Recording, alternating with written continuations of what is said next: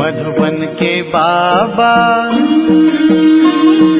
मधुबन के बाबा मुरली वाले, आपका क्या कहना, आपका क्या कहना। ओम शांति। आज 11 दिसंबर 2022 के अव्यक्त बाप दादा के मधुर महावाक्य सुनेंगे, जिसकी रिवाइज डेट है 18 जनवरी 1993। मुरली का सार है प्रत्यक्षता का आधार दृढ़ प्रतिज्ञा। तो बहुत ही प्रेम एकाग्रता से अव्यक्त महावाक्य सुनते हैं। आज समर्थ बाप अपने समर्थ बच्चों से मिलन मना रहे हैं। समर्थ बाप ने हर एक बच्चे को सर्व समर्थियों का खजाना अर्थात सर्व शक्तियों का खजाना ब्राह्मण जन्म होते ही जन्म सिद्ध अधिकार के रूप में दे दिया, और हर एक ब्राह्मण आत्मा अपने इस अधिकार को प्राप्त कर स्वयं संपन्न बन औरों को भी संपन्न बना रही है। यह सर्व समर्थियों का खजाना बाप दादा ने हर एक बच्चे को अति सहज और सेकंड में दिया। कैसे दिया?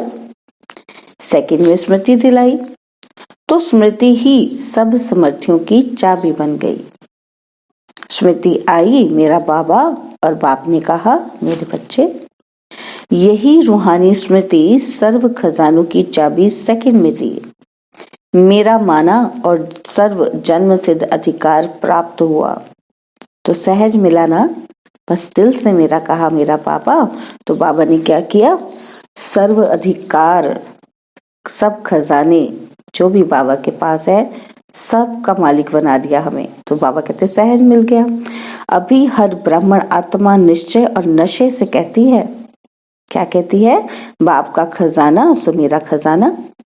बाप के खजाने को अपना बना लिया। तो आज के दिन को भी विशेष स्मृति दिवस कहते हो। यह स्मृति दिवस बच्चों को सर्व समर्थी देने का दिवस है। वैसे तो ब्राह्मण जन्म का दिवस ही समर्थियां प्राप्त करने का दिन है, लेकिन आज के स्मृति दिवस का विशेष महत्व है। तो क्या महत्व है? तो बाबा समझाते कि आज के स्मृति दिवस पर विशेष ब्रह्मा बाप ने अपने आप को अव्यक्त बनाए व्यक्त साकार रूप में विशेष बच्चों को विश्व के आगे प्रत्यक्ष करने की विशेष विल पावर विल की। जैसे आदि में अपने को सर्व संबंध और संपत्ति को सेवा अर्थ शक्तियों के आगे विल किया, ऐसे आज के स्मृति दिवस पर ब्रह्मा बाप ने साकार दुनिया में साकार रूप द्वारा विश्व सेवा के निमित्त शक्ति सेना को अपना साकार रूप का पाठ बजाने की सर्व विल पावर्स बच्चों को विल की। स्वयं अव्यक्त गुप्त रूपधारी बने और बच्चों को व्यक्त रूप में विश्व कल्याण के प्रति निमित्त बनाया, अर्थात साकार रूप में सेवा के विल पावर्स की विल की। इसलिए इस दिन को स्मृति दिवस या समर्थी दिवस कहते हैं। तो बाबा ने क्या किया इस दिन? स्वयं अव्यक्त हुए और प्रत्यक्षता के लिए सब कुछ निमित्त बना दिया दादियों को। तो बाप दादा देख रहे हैं, उसी स्मृति के आधार पर देश विदेश में चारों ओर बच्चे निमित्त से बन सेवा में सदा आगे बढ़ते हैं, क्योंकि बच्चों को प्रत्यक्ष कर दिया ना बाबा ने। अब तो बच्चे क्या कर रहे हैं? निमित्त बनकर सेवा में सदा आगे बढ़ते जा रहे हैं और बढ़ते ही रहेंगे, क्योंकि विशेष त्रिमूर्ति वरदान बच्चों के साथ हैं। शिव बाबा तो है ही, लेकिन साथ में भाग्य विदाता ब्रह्मा बाप का भी वरदान है, और साथ में जगदम्बा सरस्वती माँ का भी मधुर वाणी का वरदान है। इसलिए त्रिमूर्ति वरदानों से सहज सफलता का अधिकार अनुभव कर रहे हो। आगे चल और भी सहज साधन और श्रेष्ठ सफलता के अनुभव होने ही हैं। बाप दादा को प्रत्यक्ष करने का उमंग उत्साह चारों ओर है कि जल्दी से जल्दी प्रत्यक्षता हो जाए। सभी यही चाहते हैं ना? कब हो जाए? कल हो जाए, ताकि यहाँ ही बैठे बैठे प्रत्यक्षता के नगाड़े सुनो। तो बाबा कहते हुआ ही पड़ा है, सिर्फ क्या करना है। बाबा कहते कर भी रहे हो और करना भी है। तो क्या करना है, संपूर्ण प्रत्यक्षता का नगाड़ा बजाने के लिए सिर्फ एक बात करनी है। क्या करनी है? बाबा कहते प्रत्यक्षता का आधार आप बच्चे हैं, और आप बच्चों में विशेष एक बात की अंडरलाइन करनी है। क्या करनी है कि प्रत्यक्षता और प्रतिज्ञा दोनों का बैलेंस सर्व आत्माओं को बाप दादा द्वारा ब्लेसिंग प्राप्त होने का आधार है। क्या है प्रत्यक्षता का आधार? बाबा कहते प्रत्यक्षता और प्रतिज्ञा दुनिया वालों को कैसे दिखाई देगा कि ये बाप के बच्चे हैं या बाप के द्वारा निमित्त बनाई गई आत्माएं हैं। तो आप कैसे प्रत्यक्ष होंगे दुनिया के सामने, दुनिया कैसे आपको पहचानेगी? प्रतिज्ञता। तो बाबा कहते प्रत्यक्षता और प्रतिज्ञा दोनों का बैलेंस जो हमने सोचा, प्रतिज्ञा की, उस पर चलकर उसको प्रूव करना है, तो वो हो जाएगी प्रत्यक्षता। तो बाबा कहते दोनों का बैलेंस ही सर्व आत्माओं को बाप दादा द्वारा ब्लेसिंग प्राप्त होने का आधार है। प्रतिज्ञा तो रोज करते हो, फिर प्रत्यक्षता में देरी क्यों? अभी अभी तो हो जानी चाहिए ना। तो बाबा दादा ने देखा, क्या देखा बाबा ने? कि प्रतिज्ञा दिल से प्यार से करते भी हो, लेकिन एक होता है प्रतिज्ञा और दूसरा होता है दृढ़ प्रतिज्ञा। दृढ़ प्रतिज्ञा की निशानी क्या है? जान चली जाए लेकिन प्रतिज्ञा नहीं जा सकती। जब जान की बाजी की बात आ गई तो छोटी छोटी समस्याएं व समय प्रति समय के कितने भी विकराल रूपधारी सर्कमस्टांस हो, हालात कैसे भी हों, विकराल हों, तो जान की बाजी के आगे ये क्या है? तो दृढ़ प्रतिज्ञा करो। इसको कहा जाता है कि जो जैसी भी परिस्थिति हो, लेकिन परिस्थिति स्वस्थिति को हिला नहीं सकती। कभी भी किसी भी हालात में हार नहीं खा सकते, लेकिन गले का हार बनेंगे, विजयी रत्न बनेंगे, परमात्मा गले का श्रृंगार बनेंगे। इसको कहा जाता है दृढ़ संकल्प, अर्थात दृढ़ प्रतिज्ञा। तो दृढ़ता शब्द को अंडरलाइन करना है। प्रतिज्ञा में क्या विशेषता डालनी है कि वो दृढ़ हो जाए। प्रतिज्ञा करना अर्थात प्रत्यक्ष सबूत देना। लेकिन कभी कभी कई बच्चे प्रतिज्ञा भी करते और साथ में एक खेल भी अच्छा करते हैं। जब कोई समस्या व सर्कमस्टांस होता तो प्रतिज्ञा को कमजोर बनाने का कारण होता, तो उस कारण को निवारण करने के बजाय बहानेबाजी का खेल बहुत करते हैं। इसमें बहुत होशियार हैं। तो बहानेबाजी की निशानी क्या होती? कहेंगे ऐसा नहीं था, ऐसे था, ऐसा नहीं होता तो वैसा नहीं होता, इसने ऐसे किया, सर्कमस्टांस ही ऐसा था, बात ही ऐसी थी। तो ऐसा और वैसा ये भाषा बहानेबाजी की है, और दृढ़ प्रतिज्ञा की भाषा है ऐसा हो या वैसा हो, लेकिन मुझे बाप जैसा बनना है, मुझे बनना है। दूसरों को मेरे को नहीं बनाना, मुझे बनना है। दूसरे ऐसे करें तो मैं अच्छा रहूं, दूसरे सहयोग दे तो मैं संपन्न व संपूर्ण बनूं, नहीं। इस लेने के बजाय मास्टर दाता बन सहयोग, स्नेह, सहानुभूति देना ही लेना है। पहले देंगे तभी तो मिलेगा ना। तो बाबा कहते याद रखना, ब्राह्मण जीवन का अर्थ ही है देना ही लेना है, देने में ही लेना है। इसलिए दृढ़ प्रतिज्ञा का आधार है स्व को देखना, स्व को बदलना, स्वमान में रहना।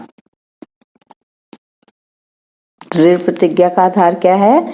स्व को देखना, किसी और को नहीं देखना, स्व को बदलना और स्वमान में रहना। स्वमान है ही मास्टर दातापन का। इस अव्यक्त वर्ष में क्या करेंगे फिर? मधुबन में प्रतिज्ञा करके जाएंगे और वहां जाके बहानेबाजी का खेल करेंगे? पूछ रहे हैं बाबा। तो बाबा कहते प्रतिज्ञा दृढ़ होने के बजाय कमजोर होने व प्रतिज्ञा में लूज होने का एक ही मूल कारण है तो जैसे कितनी भी बड़ी मशीनरी हो, लेकिन एक छोटा सा स्क्रू, एक छोटा सा पेच भी ढीला हो जाता है ना, तो सारी मशीन को बेकार कर देता है। तो ऐसी प्रतिज्ञा को पूरा करने के लिए प्लान बहुत अच्छे अच्छे बनाते हो, पुरुषार्थ भी बहुत करते रहते हो, लेकिन पुरुषार्थ व प्लान को कमजोर करने का स्क्रू एक ही है, अलबेलापन, केयरलेसनेस। तो वह भिन्न भिन्न रूप में आता है और सदा नए नए रूप में आता है, पुराने रूप में नहीं आता। इससे तो आप पहचान लोगे। तो बाबा कहते हैं इस अलबेलेपन को, उसका जो लूज स्क्रू है ना, उसको टाइट करो। या तो होता ही है, नहीं, बाबा कहते ऐसे नहीं, होना ही है, चलता ही है, होता ही है, ये है अलबेलापन।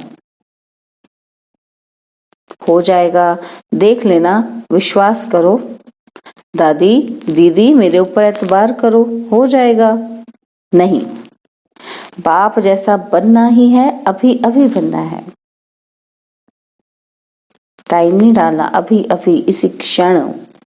तो तीसरी बात, प्रतिज्ञा को दृढ़ से कमजोर बनाने का आधार, पहले भी हंसी की बात सुनाई थी। बाबा कहते कि कई बच्चों की नजदीक की नजर कमजोर है और दूर की नजर बहुत बहुत तेज है। नजदीक की नजर है स्व को देखना, स्व को बदलना, और दूर की नजर है दूसरों को देखना, उसमें भी कमजोरियों को देखना, विशेषता को नहीं। इसलिए उमंग उत्साह में अंतर पड़ जाता है। बड़े बड़े भी ऐसे करते हैं, हम तो है ही छोटे।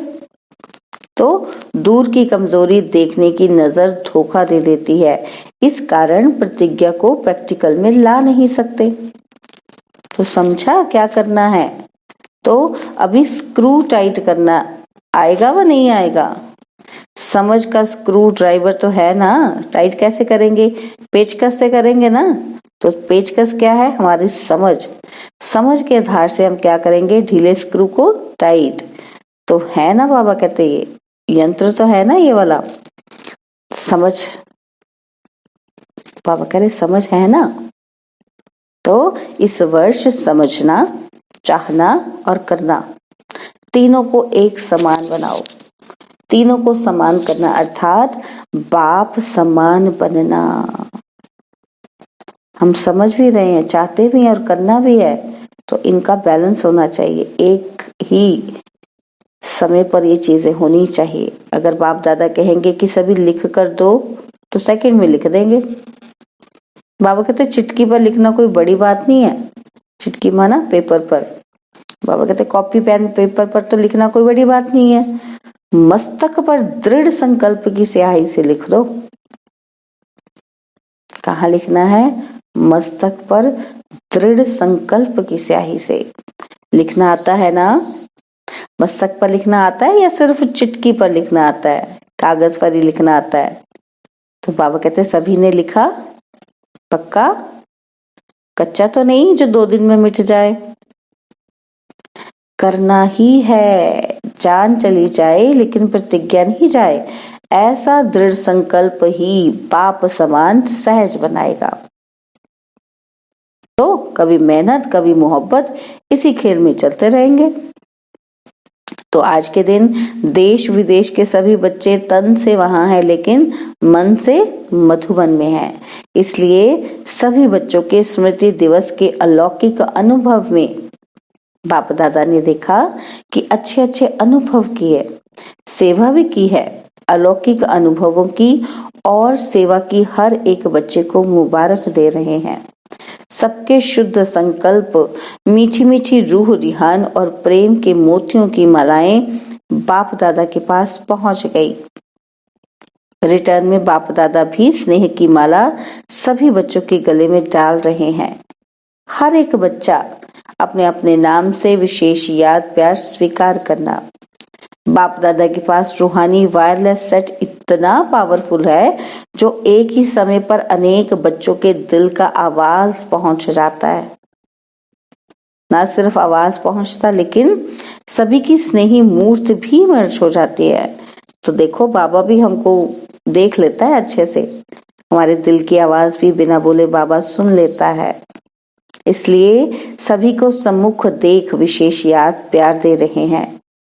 अच्छा, सर्व समर्थ आत्माओं को, सर्व दृढ़ प्रतिज्ञा और प्रत्यक्षता का बैलेंस रखने वाली श्रेष्ठ आत्माओं को, सदा समझना, चाहना और करना तीनों को समान बनाने वाले बाप समान बच्चों को, सदा समस्याओं को हार खिलाने वाले परमात्मा गले का हार बनने वाले विजयी रत्नों को समर्थ बाप दादा का याद प्यार और नमस्ते। हम रूहानी बच्चों की रूहानी बाप दादाजी को दिलवा जान सिकवा प्रेम से नमस्ते। ओम शांति। प्यारे बाबा, मीठे बाबा, मेरे बाबा, शुक्रिया बाबा, शुक्रिया बाबा, शुक्रिया बाबा। अब बाबा दादियों से मुलाकात कर रहे हैं तो तब बाबा कहते सभी दोनों ही विल के पात्र हो, आदि की विल भी और साकार स्वरूप के अंत की विल भी। तो विल पावर आ गई ना। विल पावर की विल पावर द्वारा सदा ही स्व के पुरुषार्थ से एक्स्ट्रा कार्य कराती है। ये हिम्मत के प्रत्यक्ष फल में पद्म गुणा मदद के पात्र बने। किसमें हिम्मत दिखाई ना, तो उससे क्या हुआ, मदद भी मिली। कई सोचते हैं ये आत्माएं ही निमित्त क्यों बनी, तो इसका रहस्य है कि विशेष समय पर विशेष हिम्मत रखने का प्रत्यक्ष फल सदा का फल बन गया। इसलिए गाया हुआ है कि एक कदम हिम्मत का और पद्म कदम बाप की मदद। देखो, हमारा हिम्मत का एक कदम और बाप की मदद पद्म पद्म कदम बाप मदद करने के लिए आगे आते हैं। इसलिए सदा सब बातों को पार करने की विल पावर विल के रूप में प्राप्त हुई। ऐसे है ना। तो आप सभी भी साथी हो, अच्छा साथ निभा रही हो। निभाने वालों को बाप भी अपना हर समय सहयोग का वायदा निभाते हैं। तो ये सारा ग्रुप निभाने वालों का है। तो आप सभी भी निभाने वाले हो ना, या सिर्फ प्रीत करने वाले हो। करने वाले अनेक होते हैं और निभाने वाले कोई कोई होते हैं। तो आप सभी किस में हो, कोटों में कोई हो या कोई में भी कोई हो। देखो, दुनिया में तो हंगामा हो रहा है और आप क्या कर रहे हो, मौज बना रहे हो कि मुझे हुए कि क्या करना है, क्या होना है। आप कहते हो कि सब अच्छा होना है ना। तो बाबा कहते कितना सुंदर है। दुनिया में हर समय क्वेश्चन मार्क है कि क्या होगा, और आपके पास क्या है, फुल स्टॉप। जो हुआ सो अच्छा, जो होना है वो हमारे लिए अच्छा है। दुनिया के लिए अकाले मृत्यु है और आपके लिए मौज। डर लगता है। बाबा कहते दुनिया में अकाले मृत्यु है और आपके लिए मौज है। तो बाबा पूछ रहे हैं डर लगता है इस बात से, थोड़ा थोड़ा खून देख के डर लगेगा। बाबा कहते आपके सामने 7-8 को गोली लग जाए तो डरेंगे, नींद में दिखाई तो नहीं देंगे ना ये सीन, ये भयानक नजारे। तो बाबा कहते शक्ति सेना अर्थात निर्भय, ना माया से भय, ना प्रकृति की हलचल से भय है। ऐसे निर्भय हो या थोड़ा थोड़ा कमजोरी है। अच्छा, अव्यक्त बाप दादा की पर्सनल मुलाकात हो रही है। सर्व शक्तियां ऑर्डर में हो तो माया जीत बन जाएंगे।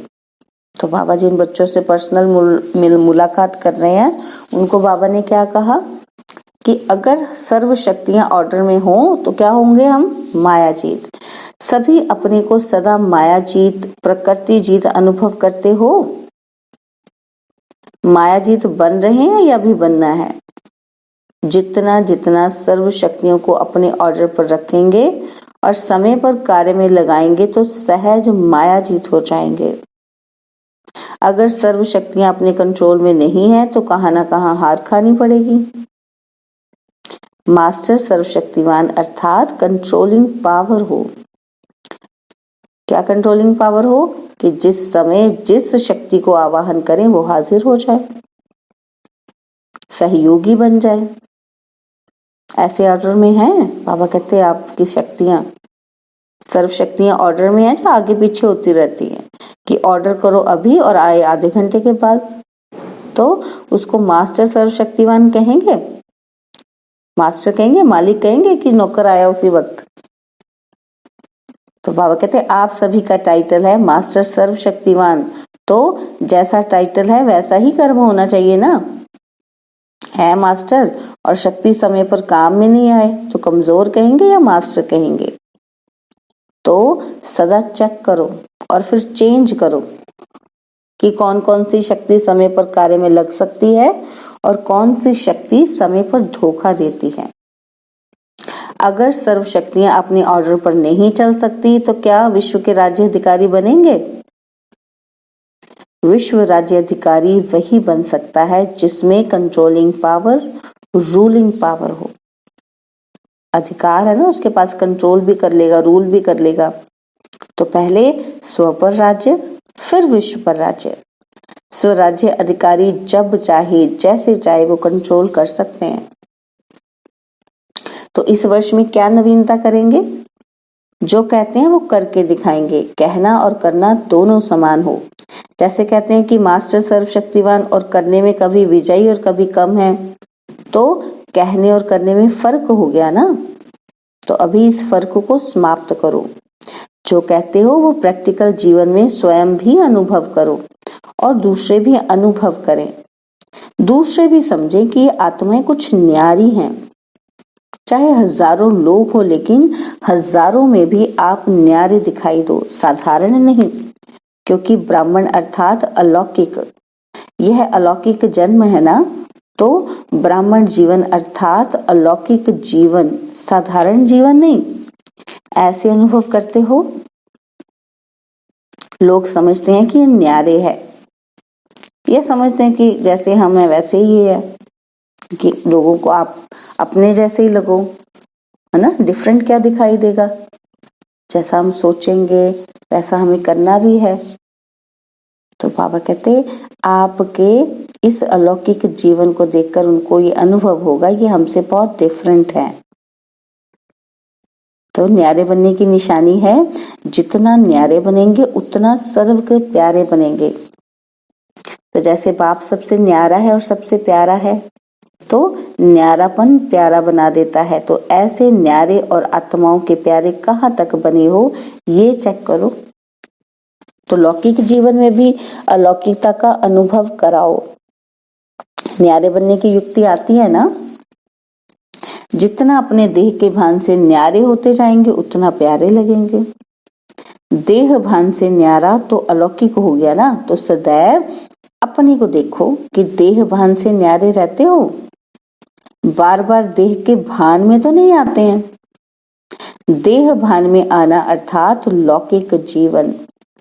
बीच बीच में प्रैक्टिस करो, देह में प्रवेश होकर कर्म किया या और अभी अभी न्यारे हो जाएं। देह में रहकर काम किया और देह से फिर न्यारे हो जाएं, डिटैच अवस्था में आ जाएं। तो न्यारी अवस्था में स्थित रहने से कर्म भी अच्छा होगा और बाप के व सर्व के प्यारे भी बनेंगे। डबल फायदा है ना। तो परमात्मा प्यार का अधिकारी, ये कितना बड़ा फायदा है। कभी सोचा था कि ऐसे अधिकारी बनेंगे? स्वप्न में भी नहीं सोचा होगा, लेकिन ऐसे अधिकारी बन गए। तो सदा ये स्मृति में लाओ कि परमात्मा प्यार के पात्र आत्माएं हैं। दुनिया तो ढूंढती रहती है और आप पात्र बन गए।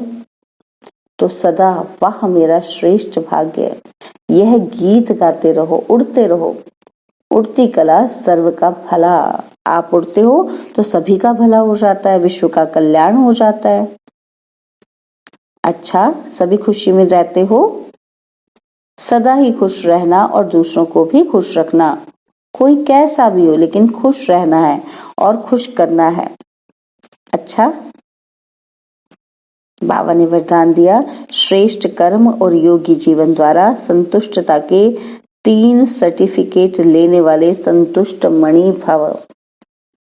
श्रेष्ठ कर्म और योगी जीवन द्वारा संतुष्टता के 3 सर्टिफिकेट लेने वाले संतुष्ट मणि भव। श्रेष्ठ कर्म की निशानी है स्वयं भी संतुष्ट और दूसरे भी संतुष्ट। ऐसे नहीं कि मैं तो संतुष्ट हूँ, दूसरे हों या नहीं। योगी जीवन वाले का प्रभाव दूसरों पर स्वतः पड़ता है। अगर कोई स्वयं से असंतुष्ट है या उससे असंतुष्ट रहते हैं तो समझना चाहिए कि योग युक्त बनने में कोई कमी है। योगी जीवन के 3 सर्टिफिकेट हैं, एक स्वयं से संतुष्ट, दूसरा बाप संतुष्ट और तीसरा लौकिक अलौकिक परिवार संतुष्ट। जब ये 3 सर्टिफिकेट प्राप्त हो तब कहेंगे संतुष्ट मणि।